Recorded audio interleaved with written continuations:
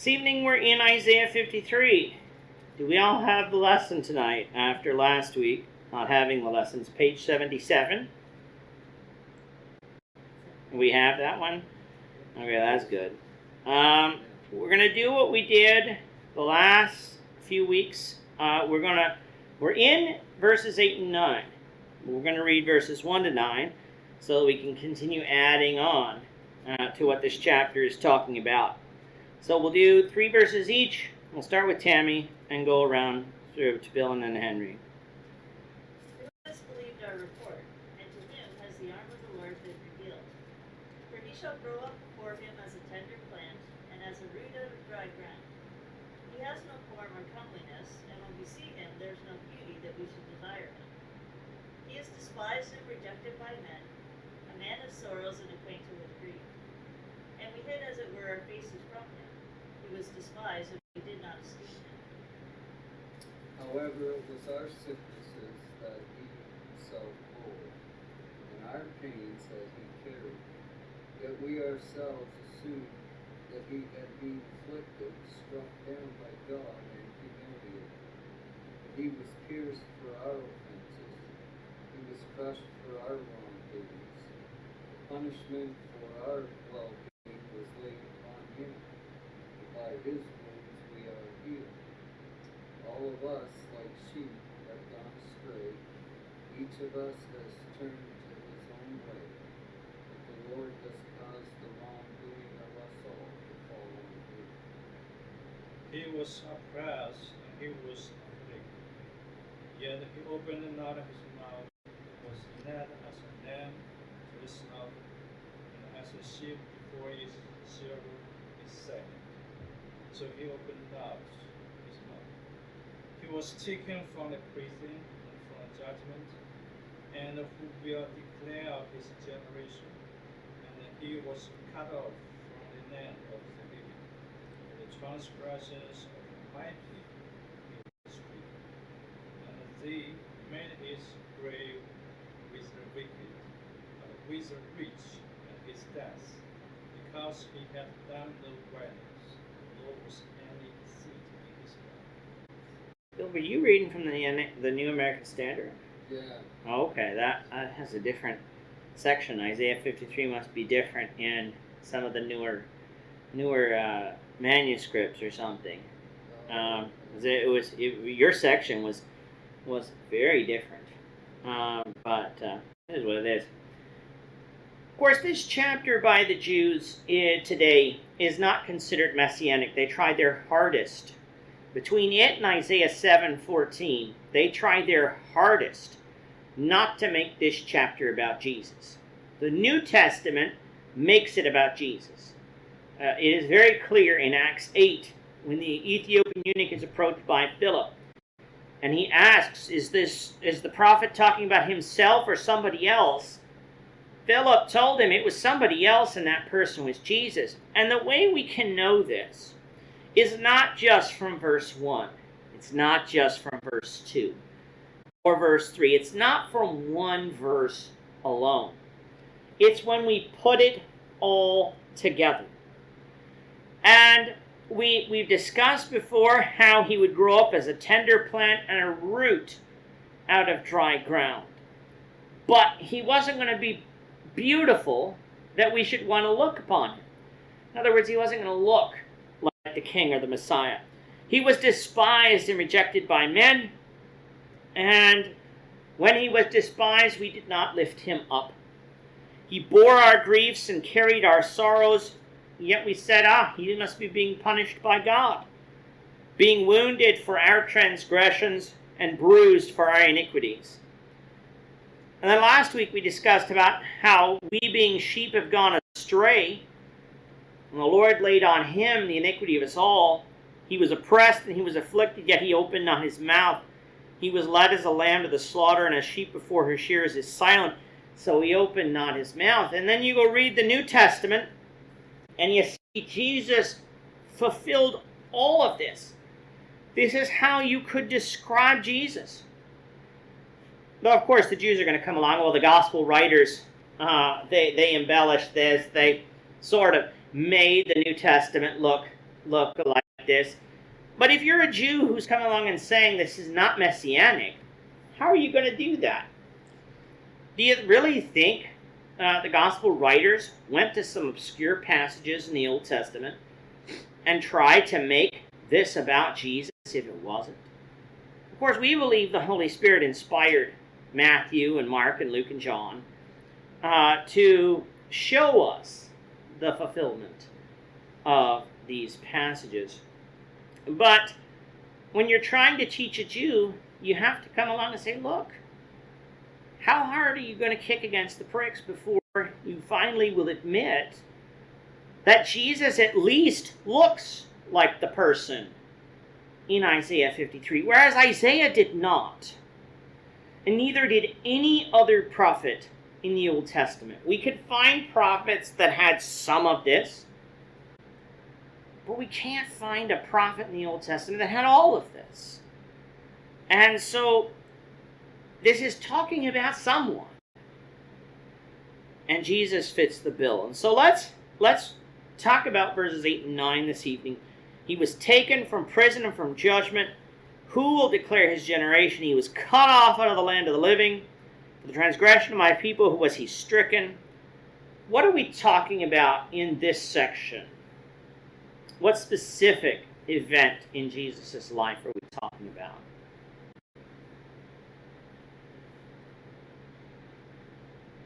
Well, right at the end, it's accusers bringing him. Yeah. Okay, so we're starting with judgment. Okay, so that's where we're starting. Now, when Jesus appeared, well, I guess we're not supposed to go there yet. All right, this person has been accused all along of things he didn't do. How would you expect a person, pretend it's not Jesus, how would you expect a person to be treated by accusers who were accusing him of things he did not do? How would you expect that trial, that judgment to go?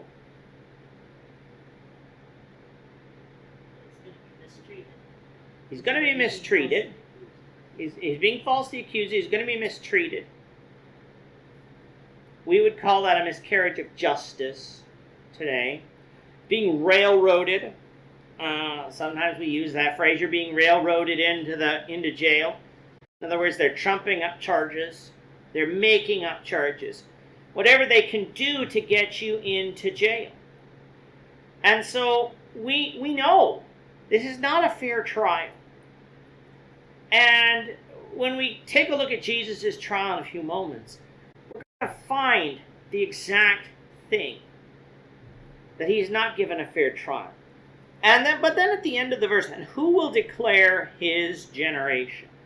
Now there are two possibilities for what Isaiah is meaning here. Who will declare his generation? For he was cut off out of the land of the living.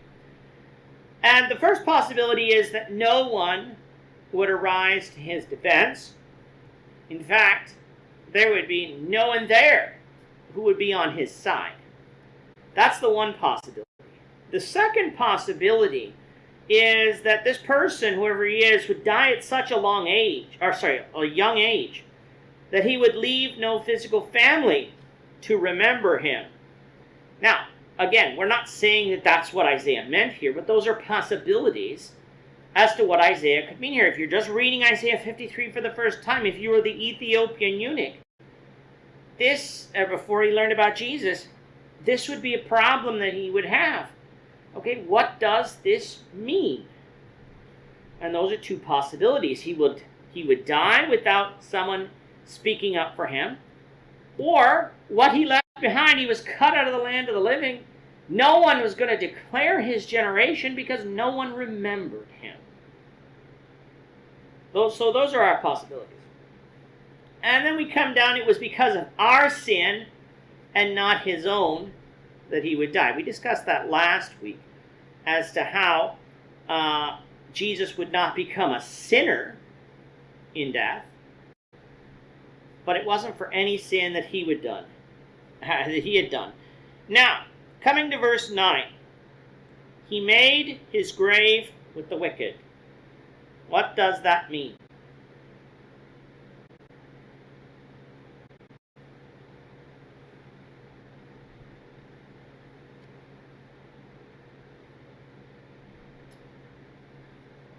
Well, I think because he was crucified, presented as wrong, presented as sinner. Mm-hmm. The thought of the grave is maybe just that whole process.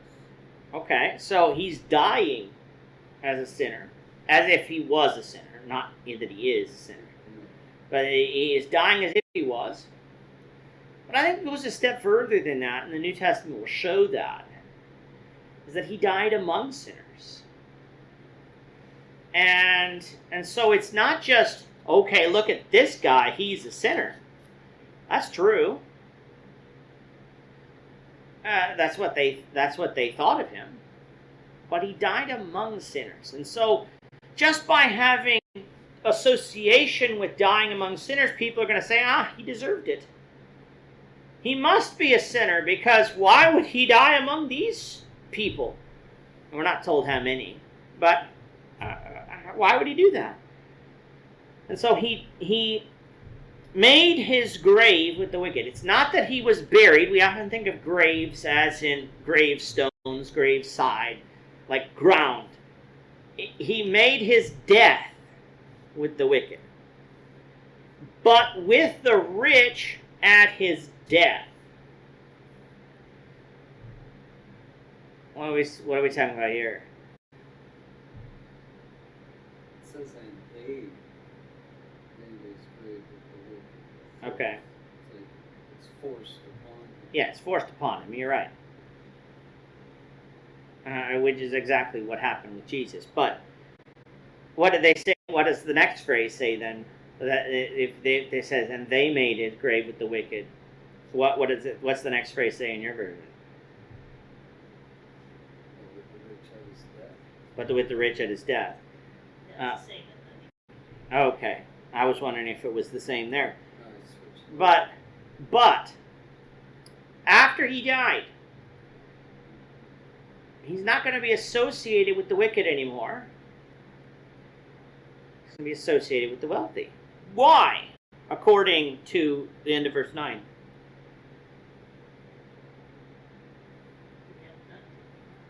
He hadn't done anything wrong. No deceit was in his mouth. And that's important for us to remember. After Jesus died, he bore our sins already. And yet, here is what he is described as. Doing no violence, nor was any deceit found in his mouth. The people who want to come along and claim that Jesus became a sinner at death, or somehow our sin was imputed to him, and his righteousness is like we drain him of his righteousness and he gets filled up with our wickedness. That's not how it works. You can't come along and say, well, we're going to fill him up with his righteousness, and all the violence that we did, well, we're just going to pretend he didn't do it.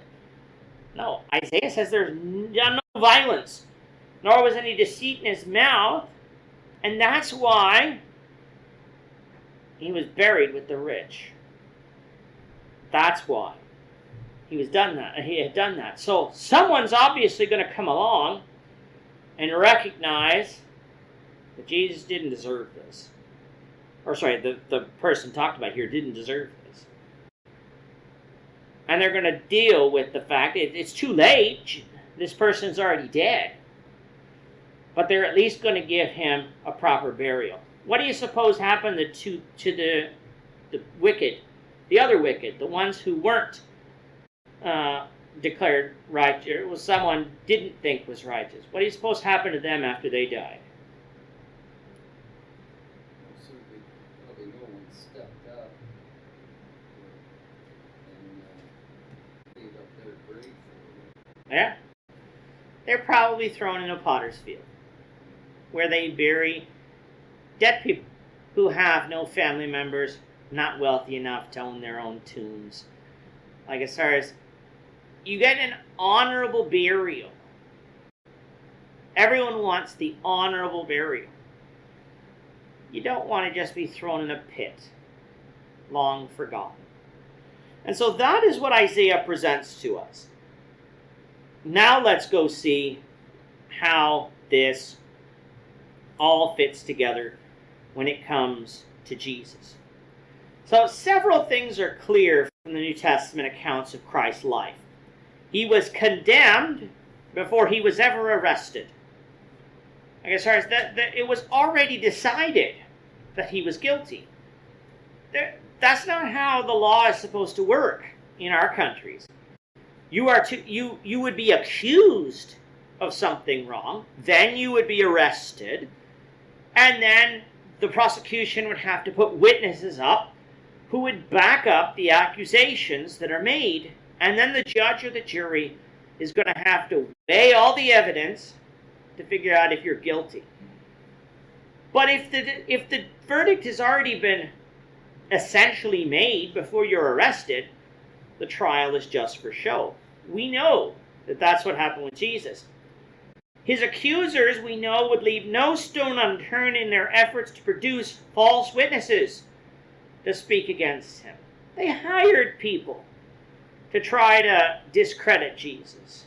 This probably was one of the fastest moving trials in that day and time. We know big trials of famous people often take months to have happen. Now, Jesus wasn't a rich person. He wasn't a powerful person, but he was a pretty famous person. Of course, we know it was done in the middle of the night before anyone knew. But it was a pretty swift trial for that reason. And so from the point of his arrest through his death on the cross, there was no moment when they did not add to his distress and rob him of his dignity and rights. We've seen all of those things. We know that. So he was taken from prison and from judgment, and who will declare his generation? That's verse 8. So now let's go to Matthew 26. We're going to read most of 26 and 27, just to see how Jesus is the fulfillment of this. So let's go to Matthew 26. We'll read the first 5 verses, and since we're going to be reading so much, I'll just give Tammy all of them.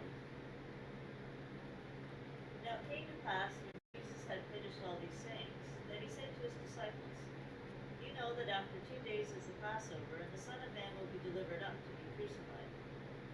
Then the chief priests, the scribes, and the elders of the people assembled at the palace of the high priest, who was called Caiaphas, and plotted to take Jesus by trickery and kill him.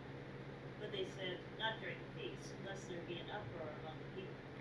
Now up to this point, from Matthew 21 through Matthew 25, how had Jesus been treated in Jerusalem? By the people or even by the rulers? From what we remember. Alright, so he started on Sunday with the triumphal entry into Jerusalem. This is now Thursday and Friday that we're coming into. By Sunday, he was treated like a king. How the rulers treat him? Alright, yeah, they tried to trip him up with questions. Is it lawful to pay taxes to Caesar? What of the resurrection of the dead? Different questions that they posed to him in order to try to see if they could discredit him and arrest him. But they couldn't. And yet, here we are Thursday, and Jesus knows, Wednesday and Thursday, Jesus knows he's going to die. He hadn't had people try to lay their hands on him. But Jesus knew the situation because, of course, he's God. But even if he wasn't God, he probably could read the situation. That he knew he was going to be arrested, but only God would know that he was going to be crucified. He knew the outcome.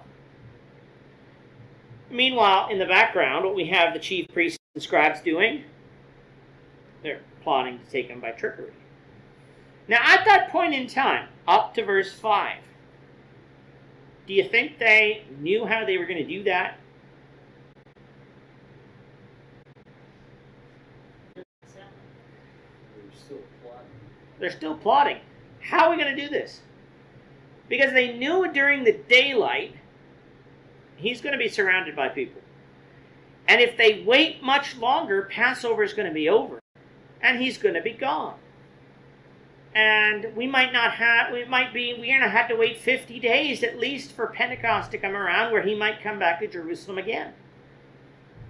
And if we don't get him then we're going to have to wait till the fall.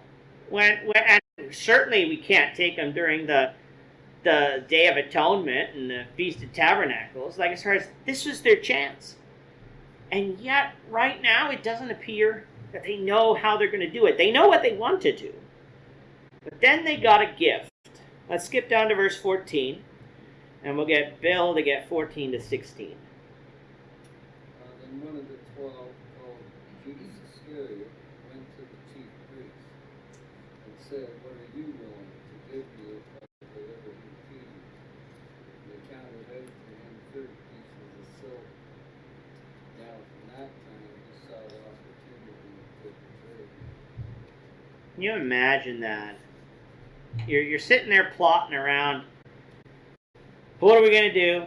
Well, I don't know. What do you want to do? How do you think we can do it? And then you get one of Jesus' disciples walk in and say, "You want to kill him? Or you want to arrest him? I can arrange that. What are you going to offer?" And so they offered him 30 pieces of silver. Judas did this behind the backs of everyone. So he probably did it while Jesus was maybe teaching, or he did it while, like, as far as they were doing something that he wouldn't be noticed by the other disciples, that he was gone. He might have made up an excuse, we don't know, as to what he had to do. But the disciples, they didn't know. Jesus did. Henry, we're going to start at verse 17. You can get 17 to 23, and Tim, you can get 24 to 26. Now on the first day of the feast of unleavened bread, disciples came to Jesus, saying to him, "Where do you want us to prepare for you to eat the Passover?"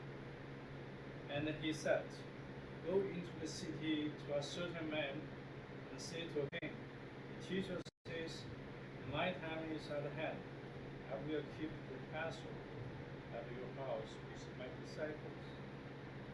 So the disciples did as Jesus had directed them, and they prepared the Passover. When evening had come, he sat down with the 12. Now as they were eating, he said, "Assuredly, I say to you, one of you will betray me." And they were exceedingly sorrowful, and each of them began to say to him, "Lord, is it I?" He answered and said, "He who dips his hand with me in the dish will betray me." The Son of Man indeed goes just as it is written of him. But woe to that man by whom the Son of Man is betrayed. It would have been good for that man if he had not been born. Then Judas, who was betraying him, answered and said, "Rabbi, is it I?" He said to him, "You have said it." All right, we'll stop there. I'm not going to get verse 26. Jesus knew. Jesus knew. And I don't know, like, as far as what was going through Judas's head. If Jesus knew, would Jesus try to stop him? Maybe that's what's going through his head. Like, he knows what's going to happen. What's Jesus going to do? I still don't know if the apostles... Well, I know the apostles really didn't understand what was going to happen. Jesus told them so many times what's going to happen. But we know it today. Facts don't matter if you don't want to believe them. And it doesn't matter how many times Jesus said it, it's they couldn't believe it. Jesus is the Son of God. How can he die? And I think that's really the answer when it comes to that. How can God die? God's all powerful. God's all knowing. He has always existed. How can God die? They just couldn't believe it. And I really firmly believe Judas didn't think Jesus was going to die. I really believe from his reaction in chapter 27 that he thought Jesus was going to get away. Either at the Garden of Gethsemane or later. Because otherwise, it doesn't explain his actions as to why he'd want to return the money to try to get Jesus' life back. If Judas was so hard-hearted that he tried to give the money back after seeing he was condemned, he wouldn't have done that. That's not the behavior of someone who absolutely was hard-hearted. Judas was a thief. Judas was a liar. And Judas was covetous and all of those things. And totally guilty. But I don't really believe he thought, just like the other disciples, that Jesus was going to die. And so, those are some of the things. So that's verse 8. He was taken from prison and from judgment, and who will declare his generation? Now we come to verse 9. He was cut off out of the land of the living. For the transgressions of my people he was stricken. He made his grave with the wicked, but with the rich at his death, because he had done no violence. Let's see that in action. Let's skip down to verse 65. We'll get Bill to get Matthew 26, verse 65. No, we're in Matthew. Oh, no, I was reading Isaiah. So what verse? 65. 65.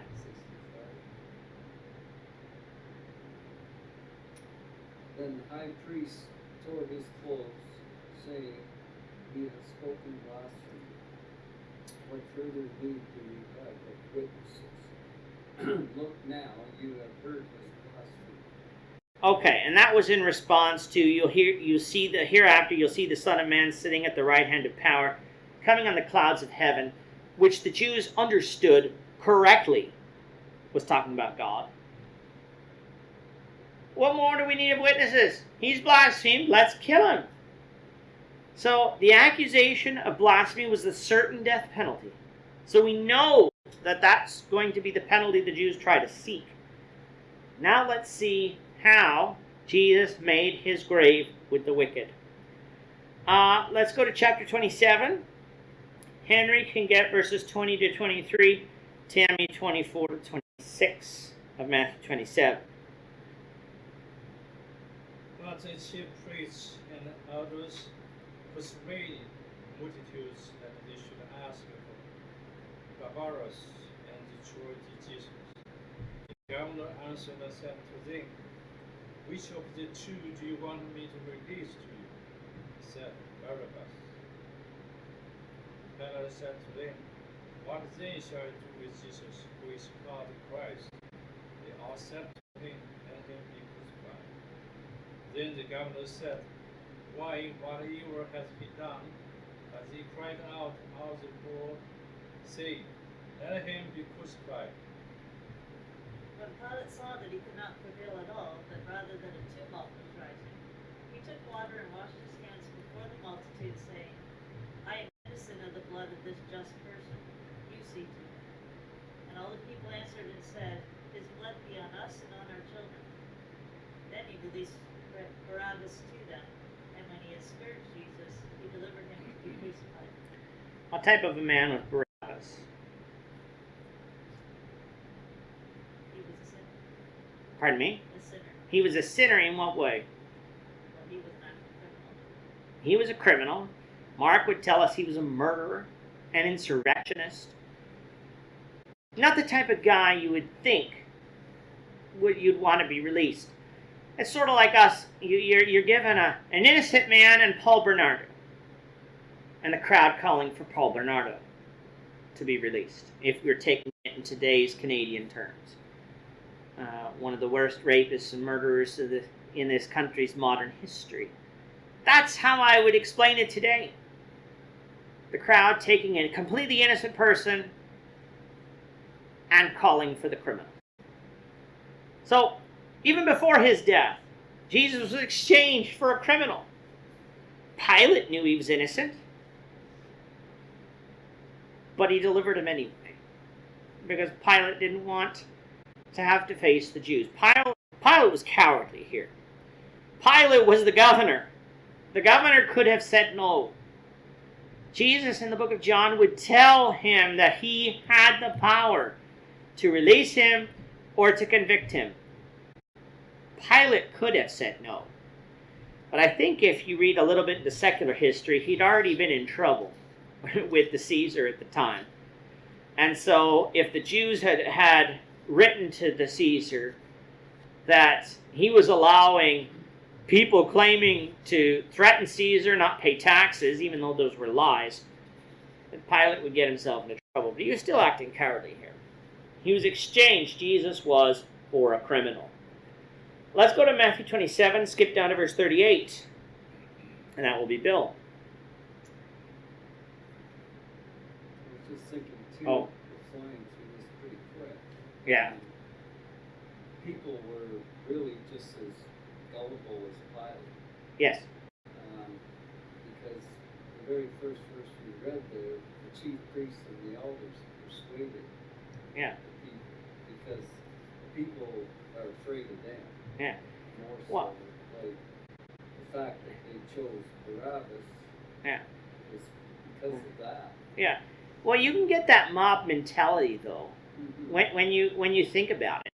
If you get charismatic speakers, Yeah. you can convince a crowd of what we would call regular people to do things they would not do. At the beginning of the week, everyone was crying, "Hosanna to the Son of David." And at the end of the week, crucify him.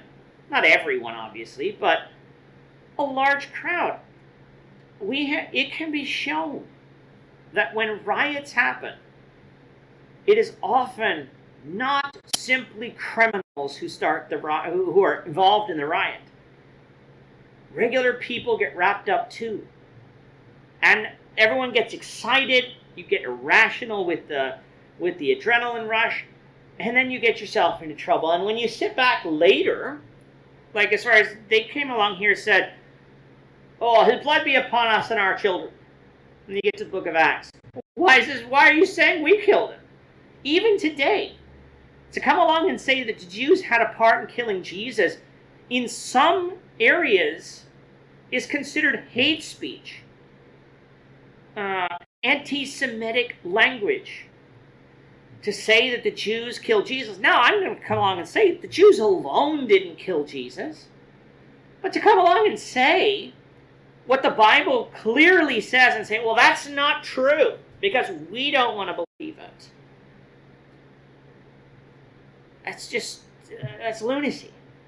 The Jews had a part in killing Jesus. So did the Gentiles. So did the Romans.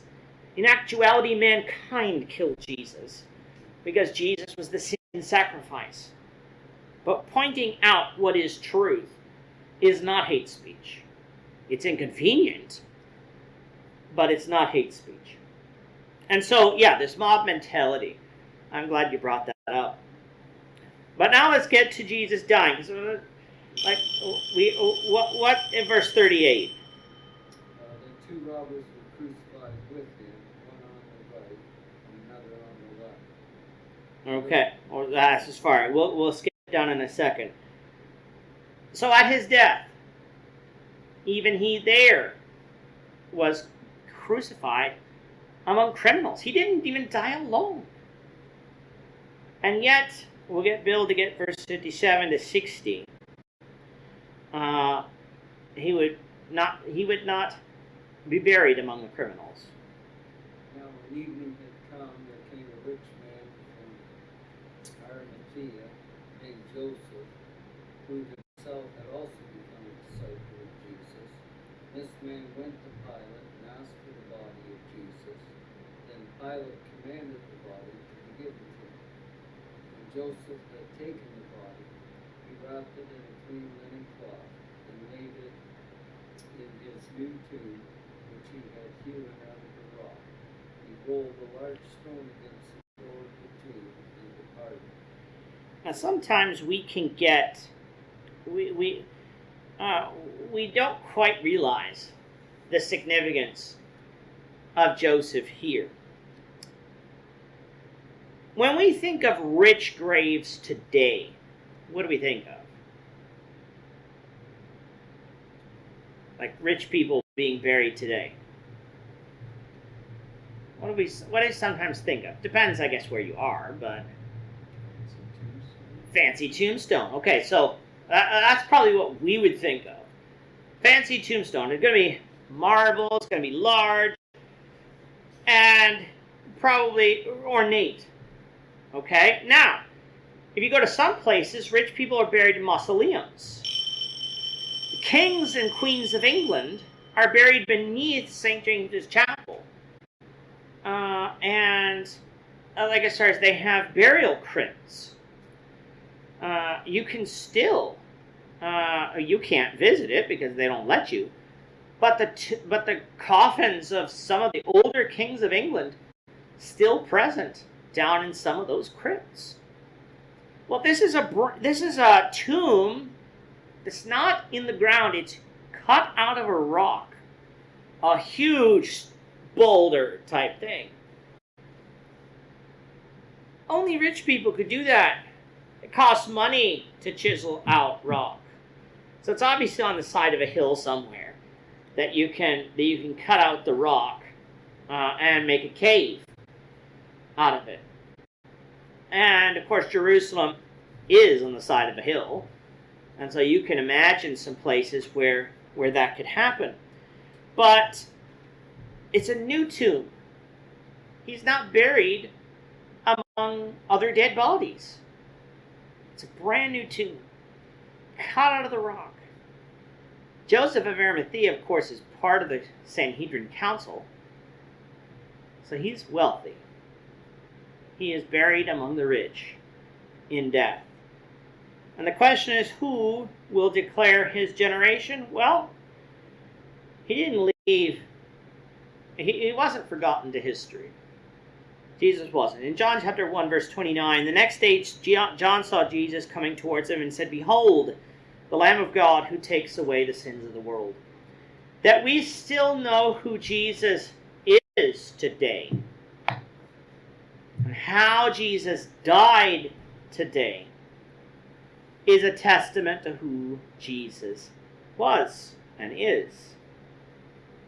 Jesus died as a criminal, but he was buried as an innocent man. Of course, we're going to deal with, in a couple weeks, we're going to deal with in the last week, his resurrection. But we've seen how mistreated Christ was all along the way in Isaiah 53. All the way from his birth almost to his death. Now we have to come next week and deal with, what did his death accomplish? Yes, we've said he died for the sins of the people. Would he have to die again, though? Would this sacrifice be enough? Or will God require more? And so that's where verses 10 and 11, which we'll deal with next week, will take up. I'm not ashamed to hold my Lord,